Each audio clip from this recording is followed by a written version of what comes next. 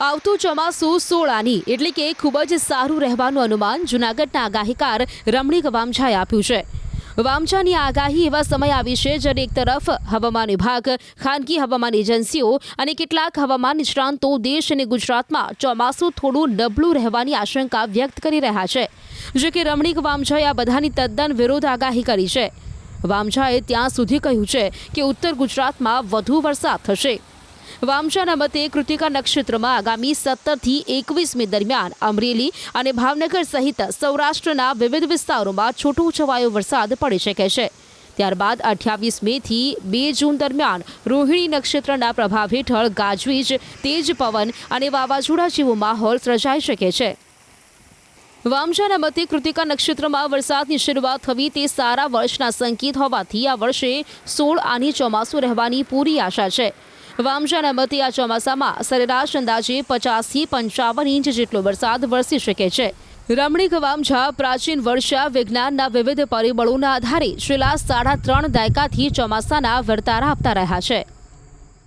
અત્યારે જે વરસાદની એક માવઠારૂપી વરસાદ છે એનું કારણ કે કૃતિકા નક્ષત્ર બેસેલ છે। કૃતિકા નક્ષત્ર 11/5 થી 23/5 જો કૃતિકા નક્ષત્રમાં વરસાદ થાય એટલે વર્ષ 16 આની વરસાદ થાય। કૃતિકા નક્ષત્રમાં તારીખ 17/5 થી 21/5ની અંદર કૃતિકા નક્ષત્રમાં છાટાછૂટી વરસાદ અમરેલી, ભાવનગર બધે વરસાદ થશે અને વર્ષ 16 આની થશે ને તારીખ 28/5 થી 2/6 સુધી રોહિણી નક્ષત્રની અંદર ગાજી સાથે પવન ને વાવાઝોડા સાથે વરસાદ થશે।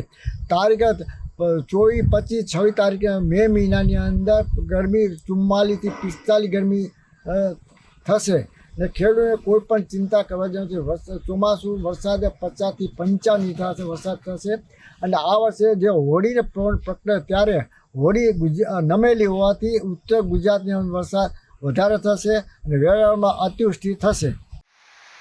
આવતું ચોમાસું 16 આની એટલે કે ખૂબ જ સારું રહેવાનું અનુમાન જૂનાગઢના આગાહીકાર રમણીક વામછાએ આપ્યું છે।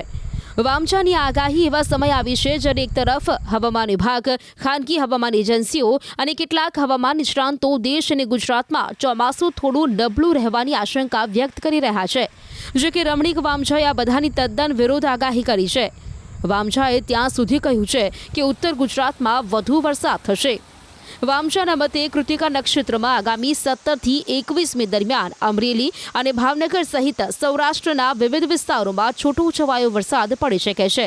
ત્યારબાદ 28 મે થી 2 જૂન દરમિયાન રોહિણી નક્ષત્રના પ્રભાવ હેઠળ ગાજવીજ, તેજ પવન અને વાવાઝોડા જેવો માહોલ સર્જાઈ શકે છે।